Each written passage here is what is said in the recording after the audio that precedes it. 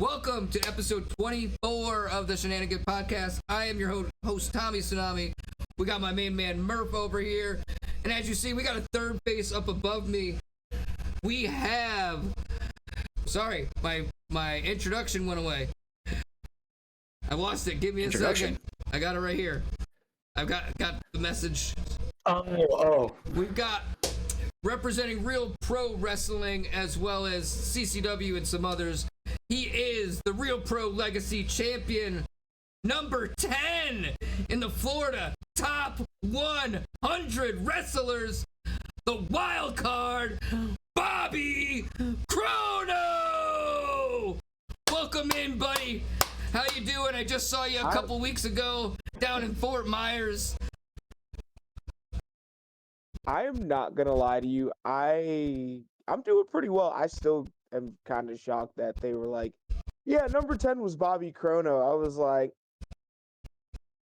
just sipping my coffee at work, and I'm like... No, I'm not gonna lie. The first RPW show I went to, you and Ray is your tag team partner, right? Yep. This was probably the third time I had seen one of my good friends, the Scottish Nightmare, Chris Clow, wrestle. But you guys were, I think, the first match on when I got there. And you guys fucking stole the show. I was like, I fucking like these guys. And every time I've gone to watch RPW, you've been there and you kicked ass. Who were we wrestling that night? I don't remember, but I think you were right before. I want to say that night, Chris wrestled with, was it Wilton Bentley or... Oh, Winston Bentley. I think they tag teamed, but you guys wrestled. Oh, what was their name? They were two baby face, like really clean cut guys. And you guys being you pulled some shenanigans, which I always like, and got the win. Shenanigans here. Yeah, we love shenanigans over here. I don't remember who it was though. That is interesting. I'd have to look that one up. That one I want to say was probably like August, maybe. It was a while ago. Okay, if that was August, then I think I wrestled Danhausen. No, it was way before Danhausen was November. No, Danhausen was the anniversary show. That was August. Well, the time I saw him when I saw him in Fort Myers, that was later in the year. Maybe it was earlier than August. I can't remember the first RPW show. I think that was earlier than August because I wrestled Danhausen. Yeah, I do remember that because I was there. I'm actually wearing my Danhausen shirt today. Speak of the devil. Yeah, I'm wearing my. I love Danhausen. I love Danhausen. Danhausen is really fun to work with. He's fucking awesome. Yeah, he's a really good guy. He brought his jar of teeth. Yeah, he put them in my mouth. Yep. Yeah, that was odd. I guess. The face you just made, Chris, tells everything. He ended up taking the teeth and putting them in my mouth, and I was like, this is a very odd feeling. Because they're not your teeth either. Let's just clarify to everybody watching. Those were not his teeth. Mine. So he has a little jar of teeth that he collects. I don't know where the fuck he gets these teeth from. I assume from his victims. I hope not. I hope they're sanitized or whatever. But he took them and he put a bunch of them in my mouth, and he came by, he kicked me, and the teeth just go flying out. But by the time he had done that, I already lost the match, technically. Because I was like, I'm not going to be in here with this crazy son of a bitch anymore. I need to get out of here. So he came at me and I was like, all right, well, what's the best thing I can do? And I was like, let me try to get the ref out of here. So if she can't make a count, I don't lose. Yeah. So that was my whole idea. Just grab the ref, pull her in the way. And I was like, better you than me. That's fair, yeah. Yeah, so we go through. Danhausen ends up thinking that he won, and in my mind, I'm just like, yeah, fuck this guy. You're not winning my title. I've already won this. So the second ref comes out, makes the count, and I don't even try to kick out because I'm just like, everything will be okay. I know for a fact that, but also, like, you know, he kicked me in the face, so I wasn't really going to be kicking out after that anyway. But, you know, once you get to a certain point, you're just kind of like, all right, I know how everything is going to go because I am in control of the entire situation. So, you know, me being Bobby Chrono, I'm always one step ahead of everybody. So. You gotta be. And with a plan. I was so excited for that show when Danhausen got announced. Like, I've been a Danhausen fan for a few years. Now, I know you don't really know us too well. I'm the wrestling fan out of me and Chris here. Chris is kind of the by far outsider. He watches wrestling with me once in a while on Discord if we're watching like a pay-per-view. Yeah. But I like that, like, his reaction when you said he put his teeth in my mouth and kicked me. The look on his face was absolutely priceless. So it's normal. I completely understand. I mean, you don't really hear that sentence every day. But that's probably the first time I've ever heard that sentence. But I was super stoked to meet him, like, because I know him as the indie Danhausen. Like, yeah, he's been on TV with AEW, but they stopped using him. Yeah. So it was cool. Like, like, I was never gonna see him at AEW, so I'm like, oh, he's showing up an hour away from my house. Like, I already know the whole crew at RPW is good. Now I get to see one of the guys I know. On top of that, like, a bigger name guy was really cool. He was really down to earth. I got to meet him. Did a little, you know what I mean? Did a little cursing picture. We actually cursed Chris Clow. He took the picture. So Danhausen is a really good guy. Like, he doesn't come in there thinking that he's better than anybody because he has been on TV. And that does tend to be the stigma with a lot of the guys who reach that level and everything. I could see it. But when he came in, it was kind of just like I'm not like the type of guy where I'm trying to, like, do too much or, like, come up with, like, overly extravagant ideas. But even so, like, when it comes to a lot of guys who have been on TV, they kind of tend to have a type of style they like to stick to, and it's kind of hard to give them any sort of extra ideas to kind of add into that. They kind of are just like, this is how I like to do things, this is how I'm going to do things, and if you don't like it, then oh well. I don't really care.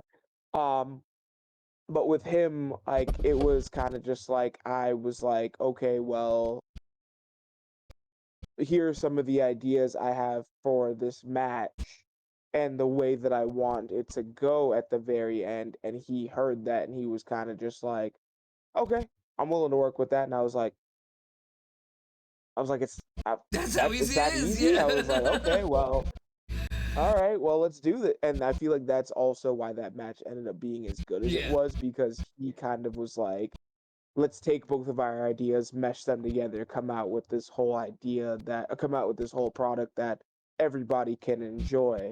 And I feel a lot of people don't know this, but I wasn't supposed to wrestle Danhausen right away. Like, a lot of people don't know that I wasn't the initial person they had chosen for that. Okay. Can you tell us who was? Are you not allowed to tell us? There are a few different names that they had on the list. Some of the names that they had up there were Zach Monstar. Okay. I mean, understandable. Or August Artois, and I was like, well, those could be good matches. Yeah. And I honestly was just like, well, why me? But instead of being the why me guy and being like, well, this is such a huge opportunity, I'm afraid to screw this up, I was like, well, time to show everybody exactly who the fuck I am. Exactly. That's your moment. Take advantage of it, for sure. Speaking of, just because, as I was saying, like, the era I grew up around, the Attitude Era was my big era growing up. I was born in the 80s, so, like, as a kid, I had the early 90s into the late 90s WWE. That's what made me fall in love with wrestling, was the Ultimate Warriors, the Stone Colds, the Shawn Michaels, those guys. What era or what wrestling moment made you fall in love with wrestling? So, if we're going back that far, it doesn't, I like, remember watching... you could have fallen in love with wrestling a week ago more than 20 years ago. What was the moment, I guess you could say, that was like, I absolutely love this? It could be a wrestling moment for you, or it could be you as a kid. Okay, so, like, going back, like, I really didn't watch wrestling as a kid at first because I kind of hated it. Mm-hmm. There was a specific moment I had seen that I was like, yeah, I'm not really, you know, meshing with this. This really isn't my jam. Because it was kind of like one of those things that frightened me as a kid. Okay, Like, it was Kane taking off his mask. Yep, okay. So I saw that the first time, the and I messed was up like, face and everything. Yeah, I was like, that's fucking terrifying. That's fair. Yeah. So I saw that, but then I went back and I was watching like matches, and there was like a feud that was going on at the time. It was Jeff Hardy and Umaga, and it was crazy because I'm watching these two just wrestle each other. It was for the Intercontinental Championship at the time too, so you could tell that they were just like, okay, we actually care about this title still. And they're two drastically different people too. It was two completely different styles, but for some reason those two, I think they just really liked working with each other, because from the time that Jeff Hardy was like it was like 2002, and Jeff Hardy and Umaga were working with each other when Umaga was a part of like 3 Minute Warning. Yeah. But when they had the feud, it was like 2007, 2008 for the Intercontinental Championship. There was a few matches that they did. Like, there was one where it was a Falls Count Anywhere match, and at the end of the match, they end up outside, and Hardy's on top of a truck, and he hits the Swanton off of the truck, and it was just crazy. I was just like, that's fucking insane. These guys are crazy. And then they had the steel cage match where it was him versus Umaga, and he gets up on top of the cage. Orton's standing outside of the cage with a chair, just waiting for him to come down. He's looking down. He looks back. Umaga's getting up. He looks back down. Orton's outside, just seething out him. He looks back, and he looks at Orton. And he looks back, and he looks at Orton, and I'm sitting there, and I'm like, what is he about to do? What fucked up thing are you about to do? He's like, all right. He's like, rocking hard place, and he was like, but I'm a fucking hammer. And he jumps off the fucking top of the cage with the whisper in the wind backwards, hits the fucking corkscrew backflip, lands on him, and I'm like, I was like, that white boy crazy. For real. I was like, all right, this is cool as hell. And like, that got me into it. But then I remember like watching this one specific moment with this one specific guy who's still my guy to this day. And that was where I was like, oh yeah, if he can do it, I can do it too. And it was CM Punk winning his first world championship on Raw against Edge. Okay. And I was like, I'm hooked. That was the moment. Nice. I'm hooked. So is CM Punk your favorite wrestler? He's one of my favorites. There's a lot of things that he's done where I kind of have to be like, come on, Phil. You're better than that. Stop being a human being. That's fair. But you know, he's definitely still up there as one of my top 10, top 5. What would you say, aside from like CM Punk, is there like any wrestler, like alive or past, that you would want to like spend like a day with just to meet or just hang out with, kind of thing? Yeah, if just one day. Man, that's tough. There's a lot of guys who I would literally just be like, I want to sit down and just pick your brain and figure out like your entire way of just how you did this. But I feel like the person who I would personally say would be like the person I would like kind of have like all right, I guess the Jay-Z question, $50,000 or a lunch with Jay-Z, I would take the lunch with AJ Styles. Okay. You know what I'm saying? You're gonna get more from that lunch than you are from $50,000. Oh yeah, because with him, it's kind of just like I've seen the path that he's taken from the time that he started. He started out in WCW, like at the very bottom of the card in the cruiserweight tag team division. Wait, I don't remember AJ Styles in WCW. AJ Styles was in WCW. Really? Very end. So hold on. I saw a statistic that Christopher Daniels was the only wrestler to ever wrestle in WWE, WCW, TNA, Ring of Honor, New Japan, and AEW. Oh, I guess that would mean AEW is the only one AJ hasn't wrestled in. AEW, yeah, that's right. AEW would be but the AJ's one that wow, did it, that's why I didn't realize AJ was in WCW. Yeah, he was a part of a tag team called, I think it was Air Styles or Air Paris. Okay. It was him, and they were calling him Air Styles back in the day. If I'm not mistaken. See, because I didn't learn about him till technically till New Japan, but I never really watched TNA growing up. Yeah, so in WCW he was a part of a tag team called Air Raid with Air Paris. And who is Air Paris? Did they ever go on to be anybody? Nah. Okay. Not really. That makes sense. He was in the NWA. He did a little bit of WCW stuff and some indie stuff. Okay, but yeah, I didn't know if he had went on to be anybody great. Nah. So AJ Styles, he was in. Well, I mean, he was great because he made it in WCW. Well, yeah, but he wasn't an AJ Styles. Yeah, he wasn't an AJ Styles, but with him, they were a tag team together. They competed for the Cruiserweight Tag Team Championships. Never won them. That's a title I don't even remember seeing, and I watched a lot of WCW. Yeah. I don't even remember a Cruiserweight Tag Team title. It was close to the end of the run. Yeah, I mean, I'm sure it was. 2000. Yeah, it was close to WWE buying them out and all that stuff, I'm sure. Yeah, and then after WCW, when that folded, he was like, well, there's not really much I can do. I'm trying to send my wife to college. Yeah. And then TNA opened up, and then he that's where he just it's all history from there. He became a superstar because he was doing that, and he was also doing ROH. Yeah. He won the NWA Championship. He won the TNA Championship, the X Division Championship, NWA he was the face of TNA for years. And they didn't want him to be. Really? Because if you remember the entire time, they'd be like, okay, let's bring in Kurt Angle, let's bring in Sting, let's bring in Nancy Brown. I remember them doing that, but that was the TNA. That was so. When I say AJ was the face a little bit before, like AJ to me being the face of TNA, he's the one true that had been there from the beginning. Like I remember when Hogan came in, and you're bringing in the Hogans, you're bringing in the Stings, you're bringing in all these ex-WWE guys because I felt like they were just trying to keep their TV deal. And they knew if we got enough big names, it would keep us on TV.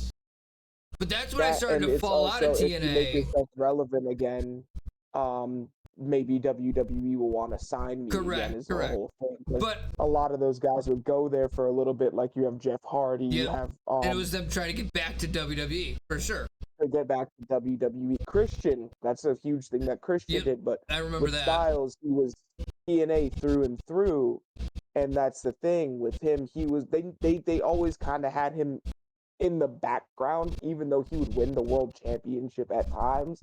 It was kind of just like, yeah, AJ Styles is our guy, but like he's not Sting, he's not Kurt Angle. Correct. And that's kind of how they always would highlight him up until around like 2009 when they were just like, we got to stop denying AJ Styles. And then they cut his contract by 60% in 2013, and he was like, I'm going to go wrestle in Japan. Yeah. And he left. Enjoy Bullet Club, and that's a whole, Like, I totally get that. That's probably, thinking about it, the one wrestler I would want to sit down and just pick their brain. Because no one thinks like AJ Styles. Just looking at the levels that he went through, he's like, okay, I know I'm not, if I go to WWE, my career's done now. So let me go ahead and build myself to the point where it's like they can't take anything from me. Correct. Because when AJ Styles got there, it was like literally all the fans he was already worldwide known. If you guys fuck up they were like, if you guys fuck up our guy, we're done. We have a problem. Yeah. And that's how everybody was about AJ Styles. They were like, yo, we can't have him come in and be CJ Fashions. Like, we really are not. Yeah, like, you've got to let him be him. What he did after all of that work and everything, they had to treat him with such reverence and everything to the point where they're like, first year, you're winning the WWE Championship. And then from there, it's just like he won the WWE, he won the United States, he wins Intercontinental, he's been a tag team champion. So AJ's been a Grand Slam champion basically everywhere, but it's because he's just busted his ass and got to the point where he's become undeniable. Like, and there's only one other person who I can say has taken like maybe a similar route to him, and that's Bryan Danielson. Okay. Yeah. I get that. On the AJ Styles topic, this was not on my list of questions, but it made me think of it. Do you think Saturday he will lose to Gunther? No. Okay. I hope that if they are doing this correctly, they give him a proper send-off, and it's not just on a Royal Rumble card. Okay. And I don't think it should be Gunther. I think they should have it where they do the same thing where they were doing with Ric Flair, where it's if AJ Styles loses his next match, then he retires. And then you can send it off whenever you want. I say give him the WrestleMania treatment. Do it at WrestleMania. Okay. So, but to counter that, here's my thought. Because I do think he's going to lose on Saturday. You're okay, really? Okay. I think he's going to lose on Saturday because he's going to end his career in TNA. You think That's so? what I think he's going to do.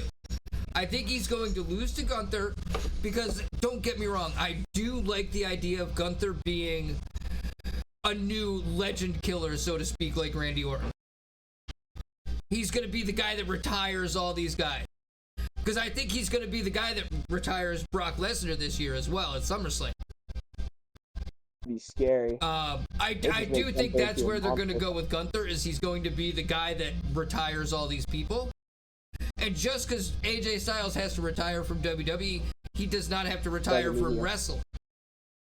Let him go give him the TNA treatment on the way out to where he can help build that TNA TV brand. Because TNA just got onto national TV. Onto AMC, yeah. Give them like, hey, you know what? Let me go out with TNA. Let me help build them. So all these TNA and WWE crossovers mean so much more. If that makes sense. The thing is, they could still do that without retiring him, considering the fact that they literally are like, hey, they can, but would you not like to see him retire in TNA or get another TNA title run before he retires? So I think it's going that way. Caveat, and that's why you give him the caveat, hey, if you lose your next match, you have to retire. And I think if you're going to go about it that route, it makes every match more important, I guess. It does make every match more important, but I also feel like if you're going to go that route, you could still retire him in TNA, and you could give him literally anybody, but I feel like the person who should retire him should be Frankie Kazarian, if you're going to do that. If he retires in TNA, absolutely. If you're going to give it to anybody and you're going to do it from somebody from TNA, give it to Frankie Kazarian. That's fair. They've been friends forever. Yep. They've had some of the best matches that, that on TV at this point. Give them just that one last hurrah. Honestly, I don't see why that match hasn't happened yet, considering everything that is going on. But I think TNA doesn't know what to do with Frankie right now. I mean, they just took the world title off of him. Honestly, they could do anything. That's what I'm saying. I'm like, you just gave him the title, what, 2 months ago? Yeah. 3 months ago? Like... So it's one of those things where it's kind of just like you can do anything with him. And at this point, the best thing you could do is give him a good heel run and have him beat AJ Styles dirty. That's fair. But do you want AJ Styles to lose dirty on his way out, though? As his way out, I don't.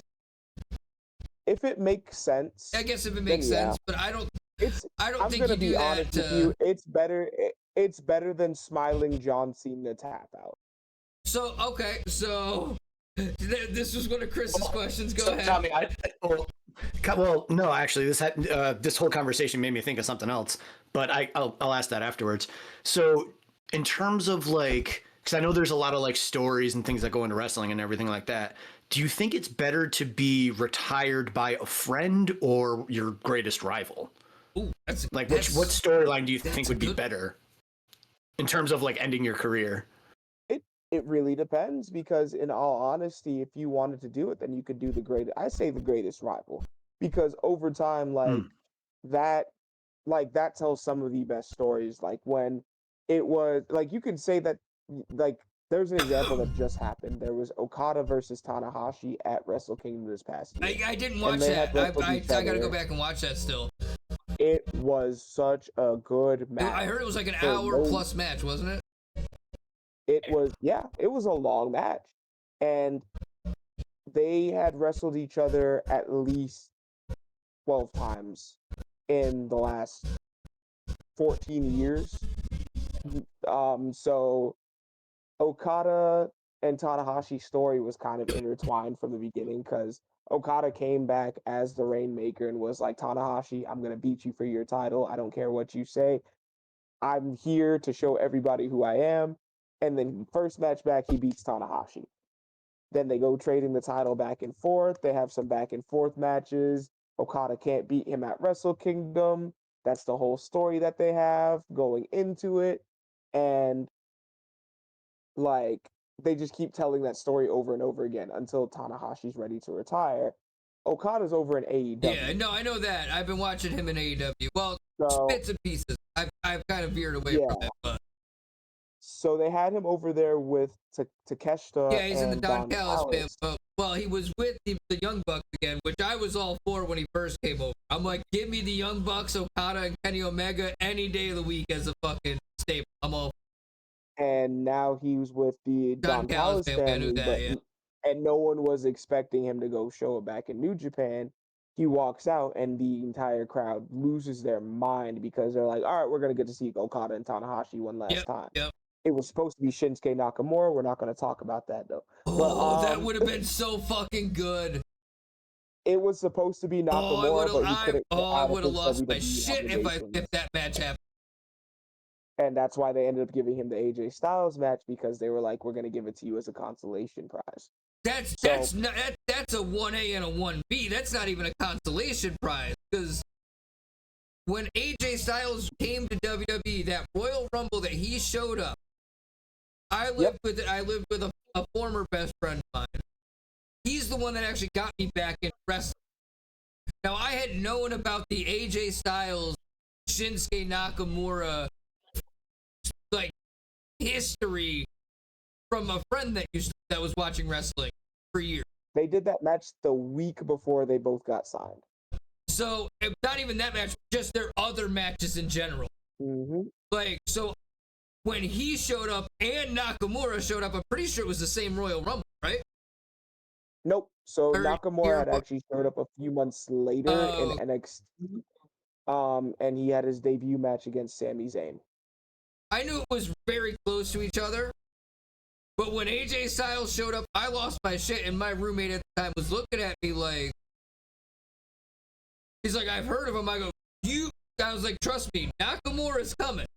I'm like, and when you see these two wrestle, you are going to witness greatness. Because I had seen clips, but I had never seen a full match.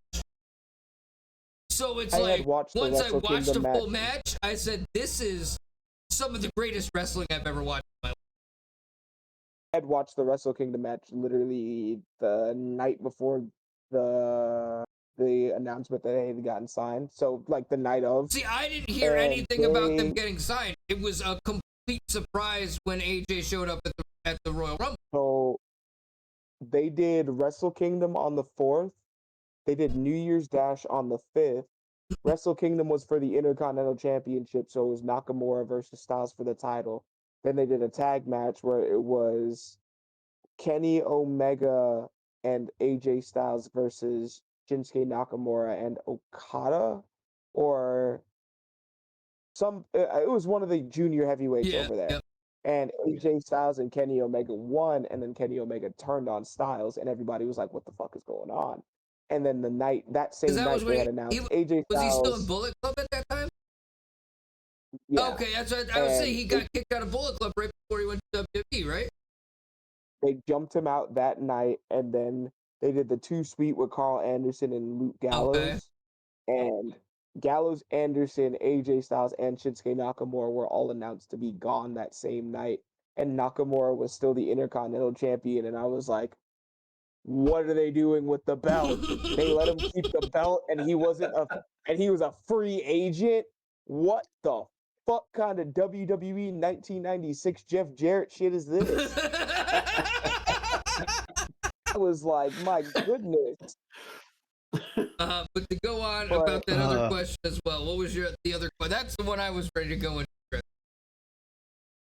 Was the Cena question? So okay, well, all right. So kind of going back to John Cena, is there anything you would change about how he did his retirement tour? Like I know you said you didn't really care for the smile wink tap out, but like aside from that, would you change anything else?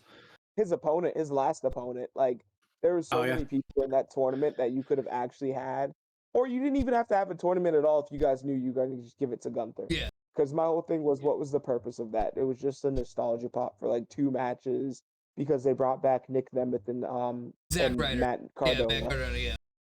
So they had brought them back.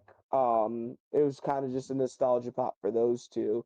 But other than that, it kind of feels like all those matches were kind of just pointless at the end of the day. So that tournament was just kind of just to free up TV time. And I'm like, at that point, you kind of could have just had build up for the actual match, and you could have had these other matches just, happen. Other than that, like I would have probably changed his opponent. There's a lot of other people who you could have put in that spot that I feel like probably would have fit it a little bit better.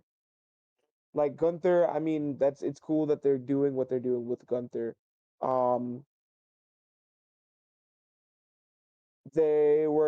But there were definitely a few other people in that tournament where I was like, yeah, I feel like you could have had that match instead. You could have done it with Matt Cardona, and that would have had a little bit of history there. You have Nick Nemeth, who they have a little bit of history there. Let's see. I'm trying to see who else was in the tournament again. Sheamus. Sheamus was the one towards the end that I was like, all right, that's the one, if anybody besides Gunther I would want. Because Sheamus and him have history. I wanted. Exactly. That's who I picked originally, because I was like, with Sheamus came in, won his first WWE championship off of Cena. So there's that history there. You have Miz, who wrestled Cena at WrestleMania and beat him. Got his I think that was his first world title, wasn't it? It was, that was during his first world title run. You have Rusev, who never really got his win back over Cena. After that WrestleMania match that happened there. Zack Ryder, who I feel like could have had that match. Dolph Ziggler. There were a few people there who I'm like, I would have probably enjoyed the match a lot more as a fan, but it's more like me being biased and being like, yeah, these guys have this history, so this match probably would have made more sense. But it also didn't help that, like, you knew it was Cena's last match. Yeah. So it kind of took, like, the whole suspension of disbelief out of it, because you're like, well, he's gone after this regardless, so... So my argument... my prediction for the end of it... Huh? Yeah, go ahead. Let me go first, Tom. I haven't talked that much.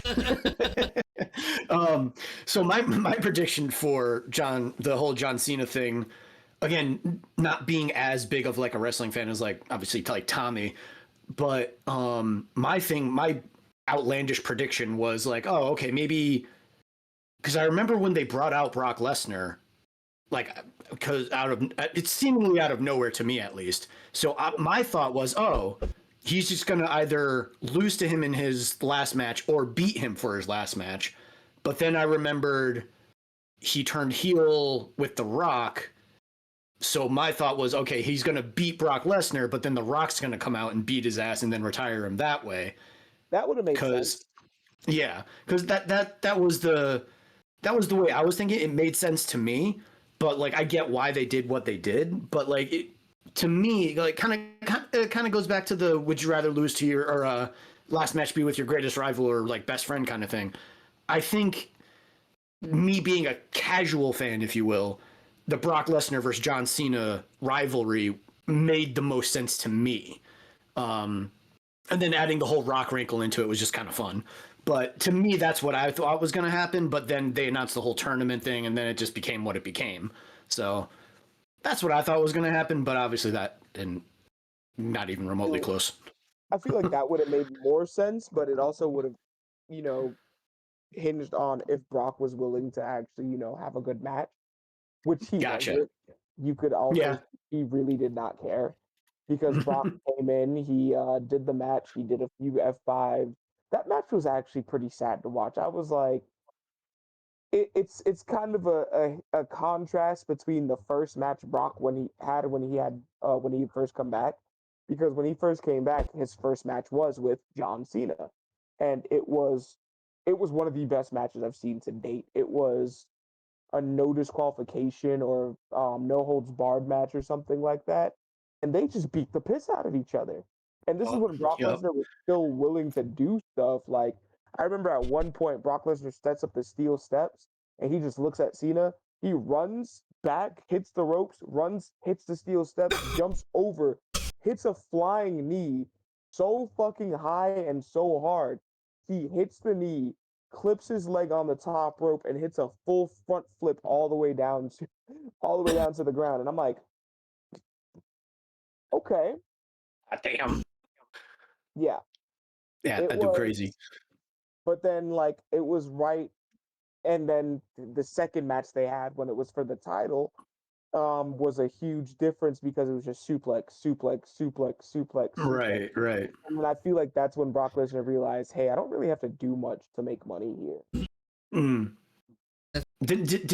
Was that when you went back to or not back to the UFC? Was that when he initially went to the UFC and then he kind of like ping ponged back and forth between? That was when he was kind of ping ponging back and forth. That was when he was doing wrestling for the most part, though, because he hadn't gone back to the UFC yet for that last disastrous fight.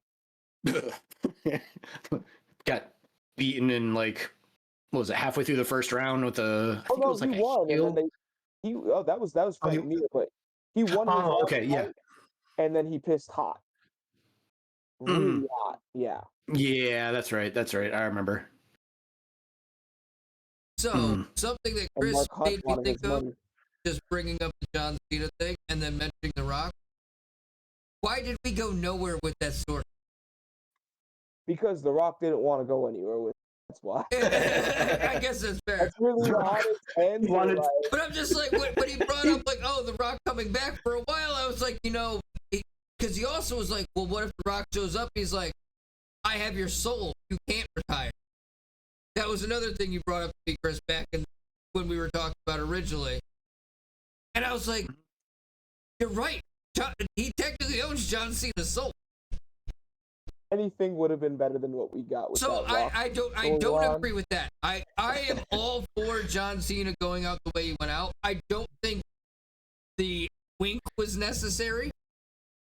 No, but I am all for him tapping out, losing, you know what I mean? I hate people that are like, well, he shouldn't give up, never give up.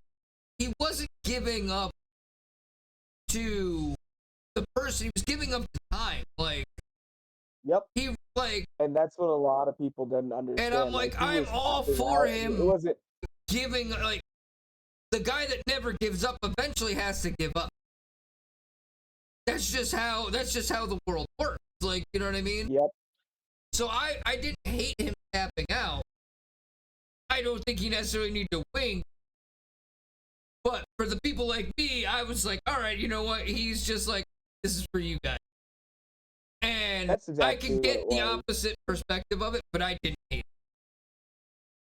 I didn't hate that. I hated the Rock storyline and how that ended up playing out because it was kind of just pointless. Yeah, it made no sense. It made nothing. And, like, I don't think he should have just immediately turned heel in a pay-per-view. I said that to Chris, too. I'm like, there was no reason why he turned babyface.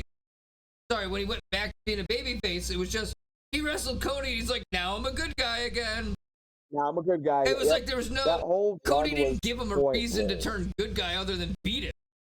That doesn't make sense. I gave it an F And there's an episode, if you guys go back on the channel, there's literally a report card with a big F on it. That was our thumbnail. And I was like, the WWE gets an F for this semester. And it was just all the stupid shit they did to the John Cena's like tournament and stuff. Because I agree with you. The tournament was pointless. He said he wanted to give it the opportunity to somebody that, you know what I mean, could use it and take advantage of it like he did.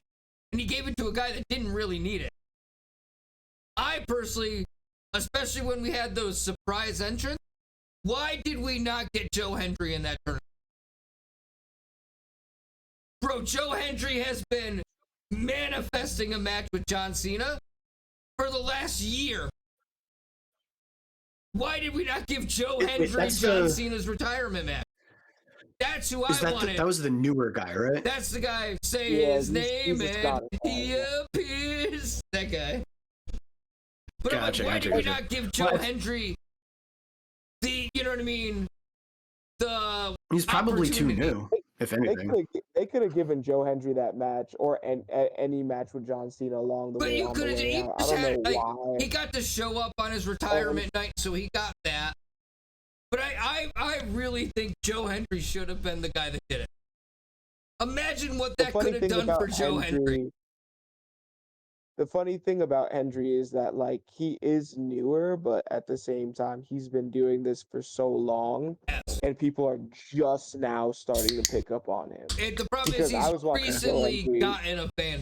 It's not that he's new in the wrestling world. Because I was watching Joe Hendry for like a few. It's been at least 10 years. I was watching. He's been in TNA and everything, and NWA and all those. I was watching him before that. I was watching him from like ICW and like he was doing like WXW, not WXW. He did ICW. I want to say he did Progress over in like UK. Yeah, I know I've seen a lot of videos of Progress people. Yeah, he was doing a lot of stuff out there. And the thing about that was he was still doing the songs and everything, but it was kind of just like he was doing parodies and spoofs for his opponents. And it wasn't until he did his own theme song that people were like, you know, he's actually kind of entertaining. So it's cool to see that he's picking up steam now and that people are getting behind him. They should have given him at least a match with Cena on the way out. It probably would have been better than the Brock Lesnar match we got. That's fair. You're not wrong. That's fair. Is he? I'm showing my lack of wrestling knowledge in this question. Is he going to be in the Royal Rumble, or is that usually not announced? It just kind of happens. He was there last year. Some people announce themselves. Some people don't. Oh, okay. So you'll have like the obligatory like 7 people who are like, you know, the big names who are like, yeah, I'm declaring myself for the Royal Rumble, and then you have like everybody else who's like, yeah, I'm gonna be there because I have to feed my family. Yeah, that's fair. That's fair. I need a paycheck. That's a perspective I had never thought of. That I've never thought of. Like, you know what? I'm just there because I gotta feed my family.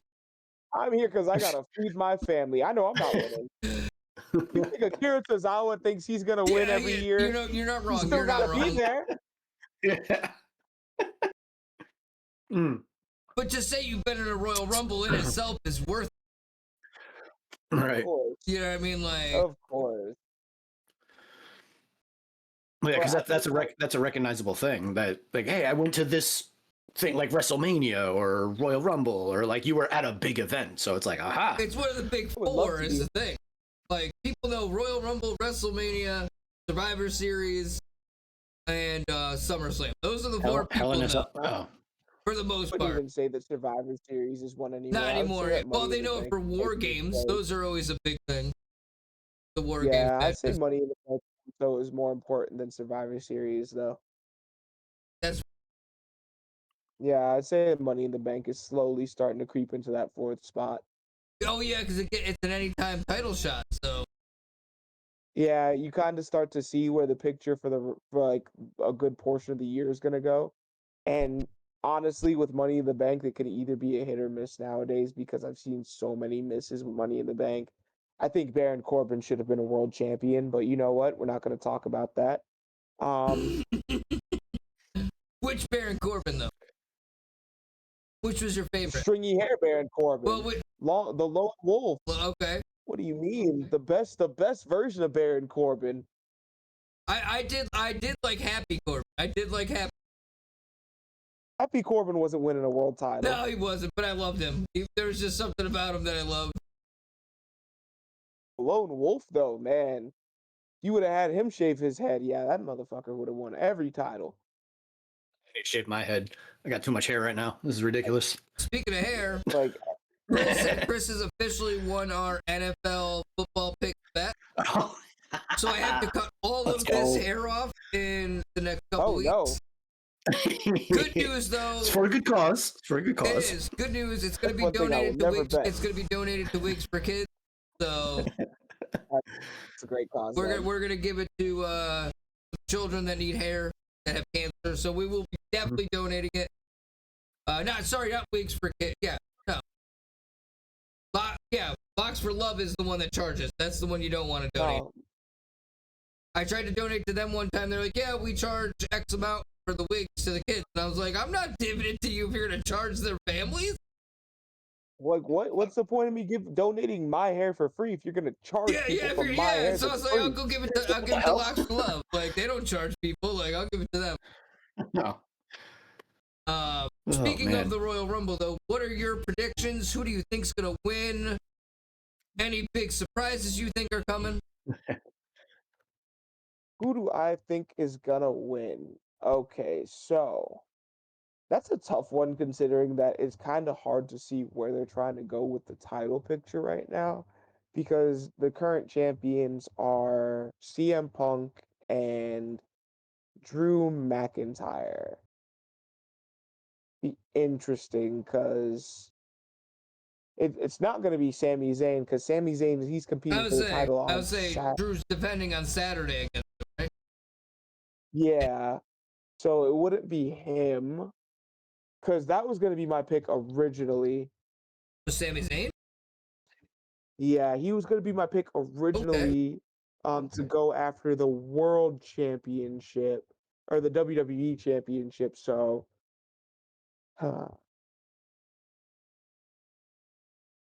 you know what? I'm gonna go ahead and I'm just gonna say Jacob Fatu. Ooh, that's a good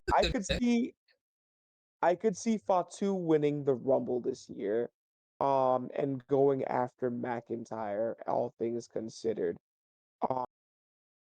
Any surprise entrances you think are coming? Kevin Owens. I think Kevin Owens might be back. He did have a neck injury. He might be coming back.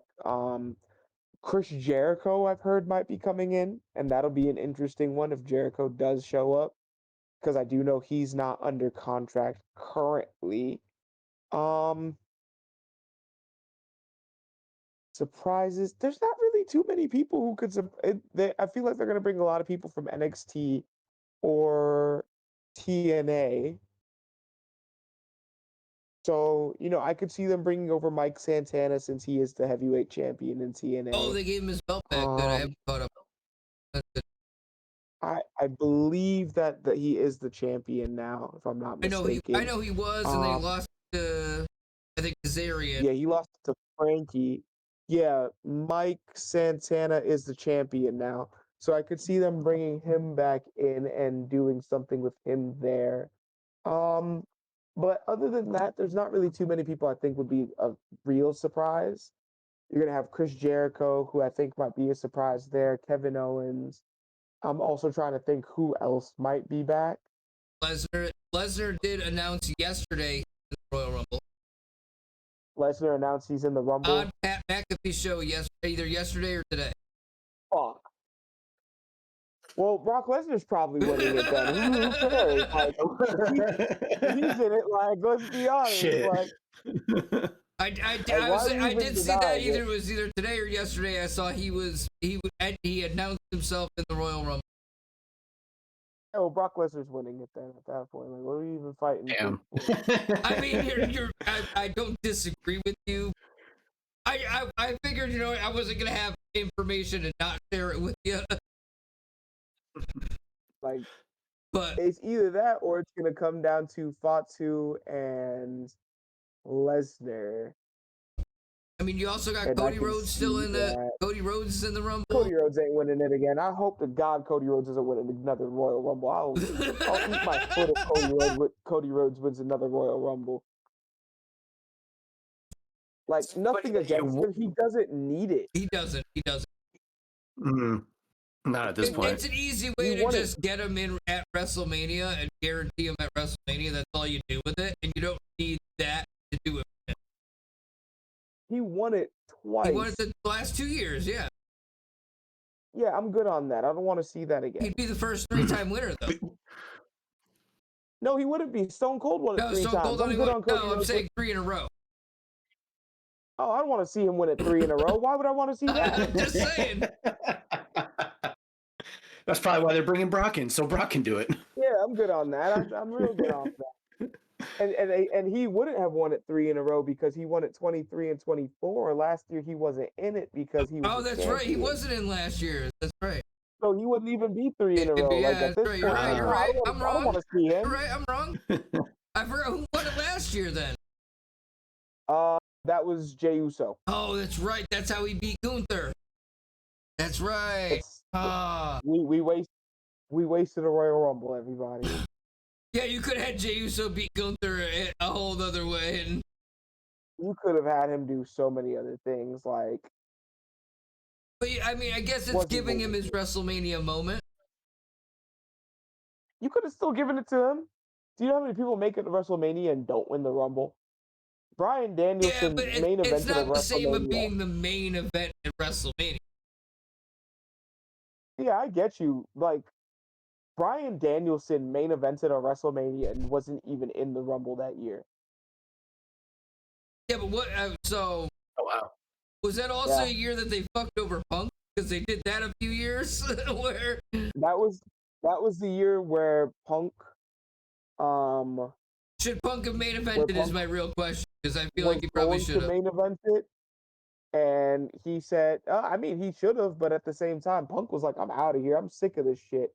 Because at that time, that was when he had the really bad staph infection, and they weren't helping him get it treated. Okay. And he was unhappy with so many other. There were so many different things that he was unhappy with, and that he said in an interview at one point, like. He went to Vince and he was like, "Vince, I'm not happy. I'm going home." He's like, "I don't want to do this anymore." And he was like, "What are you talking about? You're supposed to be wrestling Triple H at WrestleMania. You're going to win." He's like, "No offense, but I don't want to wrestle Triple H at WrestleMania. I should have won against him back a couple of years ago when I had my feud with him the first time, and you should have put me over, but you didn't." And he was like, he said this directly to Triple H's face too. He was like, "I don't want to wrestle you. I'd be doing you a favor. I'm not going to give you the pleasure of going out there and wrestling me and having a good match with me, because that's what would be happening. I'd be giving you a good match." I was like, damn. Wow. God damn. Is there anybody you want to see in the Rumble that hasn't already announced themselves?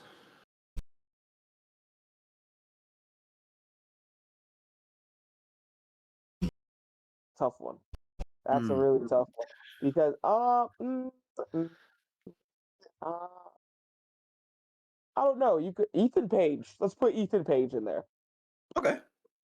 You know, I'm a huge Ethan Page fan. I think he's been doing a lot of good work. Let's give him a Rumble. I would say he's been doing a lot of good work since AEW time too. He did a lot of good work at AEW too. Oh, he's been doing great work for a long time. It's been before AEW. Like, I remember seeing him in TNA, and I was like, wow, him and Josh Alexander are one of my favorite tag teams. And then he left for AEW, and I was like, now why would you do that?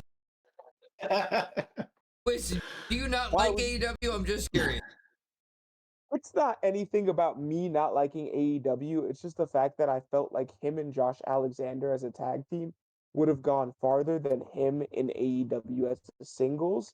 And I feel like he also realized that, and that's why he left and was like, I'm going to go to NXT first opportunity I get. And they were like, you want to be NXT champion for a couple weeks? So I think, like, if you remember, I think most of those people that went to AEW went there for the money. Let's be honest. Tony Khan was 100%. dishing out contracts like a motherfucker. That man was like, here you go, we'll pay you whatever, you know what I mean? He was paying motherfuckers whatever they wanted. They have to feed their families, man. That's how you do it. I mean, I don't blame people for doing that. But at the time Tony was doing that, AEW was really hot. So he overdid it, is what I think happened. Like, that's 100% what happened. He over fucking did his talent. He overbooked, and he got to the point where he's like, well, now I got to make more TV shows. So this money I'm spending on these people is actually going to use. He literally made a whole TV show just for CM Punk because half the crew didn't want to work with him because he pissed off half the talent. The only reason they have Saturday Night Collision, they made that show for CM Punk, and I get why, because CM Punk's drawing you that much money. You got to put him somewhere, and you've got to put him somewhere that you can continue to make that money. CM Punk was a huge draw for them. I want to say, like, what was it? When CM Punk was there, they were getting at least 1 million viewers a week. Well, yeah, not to mention just the size. When they first started, or was that when they? Well, I mean, he showed up. They made a whole big deal about it in Chicago, so everybody knew he was coming. And I think it allowed them to book bigger arenas too. Sure. So you're making more money in-house at the show, and you're getting more views. So it was exponential what CM Punk brought. Now, do I think he really brought out the fact that they didn't have a good, you know what I mean, locker room or business structure in place? Absolutely. And that's, I think, what screwed AEW, because once Punk left, they just went to shit. And I don't think it's the talent, I think it's everything in the backstage part of it. Yeah, that's 100% what it is. They just don't run everything well. And it's one of those things where you could slowly see them picking back up and getting back to it. But it's been an uphill battle the entire time. They've been trying to just figure out their footing, and you could see they're having a hard time. They built a mountain and then fell down, and now they have to climb back up. Yep, for sure. And I think the biggest problem was they tried to give their talent too much creative control because they wanted everybody to have a part of their, like, to have a say in what they're. And and once you have the inmate asylum, it's just a matter of time. If the person isn't gonna go with what sells and what works, you can't let them have a say in it. Because if something's working and the person that is the product is saying, I don't want to do this anymore, well, we're making fucking money. Like, why do you not want to do this anymore? If you don't, somebody else will do it. Like, there's also that perspective too. Like, I'm gonna tell you what's working and what isn't working. I'm not gonna tell you to do something because it's not working. Then I'm wasting my money because I'm paying you as a talent. You know what I mean? That's my thought process. Very true. Do you think it was also they invested too much in one person as opposed to distributing the wealth, so to speak? No, they distributed the wealth too much. That's what it was. Yeah. Gotcha. Yeah. Oh yeah, everybody got. It's one thing when everybody's getting paid. Like, it's one thing when you're like, okay, I'm gonna pay this one person $1 million, and everybody else gets 50,000, so we could kind of balance things out. It's a whole different thing when you're just like, you're getting 750,000, you're getting 750,000, you're getting 500,000, you're getting 200. Like, you're just giving out so much money to everybody to the point where it's like, is this person really worth that? And I'm not the person where I'm saying, hey, like, this person's talent isn't worth that. But at the same time, you have to realize where your bottom line is. Correct. You have to realize this is still a business and you have to run it. And at the end of the day, not everybody's going to be happy with their position, but you're going to have to work harder to get to a higher position. That's all it is. That's every job. 100%. So, Tommy, you got a couple questions left. I do. Because we kind of breezed through all of mine. Royal Rumble predictions. Do you have a prediction for the Royal Rumble? I know you don't really watch. Well, now that I know Brock Lesnar's going to be in there, I think I'm in That's line at the thought that he's going to get it. Because, I mean, it's Brock Lesnar. I may not like him and may not care for him, but he's probably going to win that. Yeah. You know, I can't necessarily argue that, but I almost think it's going to be Roman. Oh yeah, he did announce himself the other day too. So if there's going to be anybody that eliminates Brock Lesnar, it's going to be Roman Reigns. So I'm going to take Roman Reigns to be that guy. I just got to be somebody's got to be the guy to take the difference, right? And it's the tribal chief. Well. I'm going to put my ones up in the air. That's my tribal chief, man.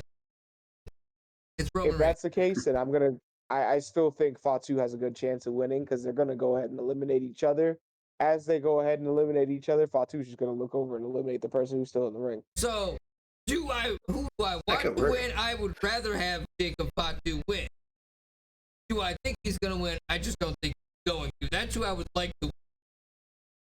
If I'm being honest, out of who we've talked about, like, I do think Chris Jericho is gonna show up 100%.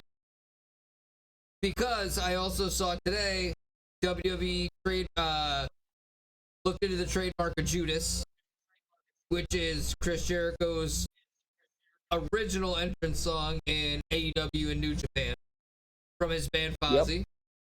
Yep. So WWE was working. I apparently got the trademark for that. So I'm hoping, like, if we're gonna get Jericho, we get like a countdown, and we get it in like a Jericho-looking Titantron, and then it hits right into the Judas theme. Because I will love every minute of that. Chris Jericho is my favorite wrestler probably all the time. But other than that, I don't think I really have any other questions. What do you got going on? Tell the camera where they can find you, what you got going on, Bobby, and what shows you got going on. All right. Well, they could find me on Instagram, Twitter, and TikTok, as well as Facebook. If you look up Bobby Chrono, most of my social media should pop up. Or you could look up Oh No Bobby Chrono, and usually that'll pop up as well. Right now, I have a few shows coming up. I have 2 shows for Establishment in February on the 7th and the 14th. We have the show in March for Real Pro, and I'm going to be wrestling there as well. I have a show in Alabama, Birmingham, Alabama on Saturday. So I should be there Saturday morning, going into Saturday afternoon. And that should be a fun time. I'm wrestling a tag team matchup there. And right now, those would be all of my current bookings. Once I get some more, you guys should see more on my social medias. House of Spades, is that all on there as well? Tag team? Yeah, you should see the House of Spades stuff on there. You can follow my tag team partner on Instagram at the THEE Tiger Knee, and his name is Ray Zion, and he also will be with me at the shows on the 7th and the 14th and in March. Awesome. Good to hear. That'll all be in the description down below too. That'll all be down there. Yeah, absolutely. So click those links. Yep. Chris, where can they find you? Where can they find us? The usual goodbye. The usual stuff. Yep. So me, I'm Irish Phoenix 2 on Instagram. The Shenanigans _podcast is where you can find our podcast page. Tommy, they can find you on TikTok and Twitch. And are you still on Twitter? I don't remember. I don't think so. I'm there, but I'm not really posting on it. Yeah. But all right. Don't bother with that. You can find the podcast over on TikTok as well. We're on all those social medias. As always, we shenaned one. We will shenan again. And we'll catch you guys in the next episode.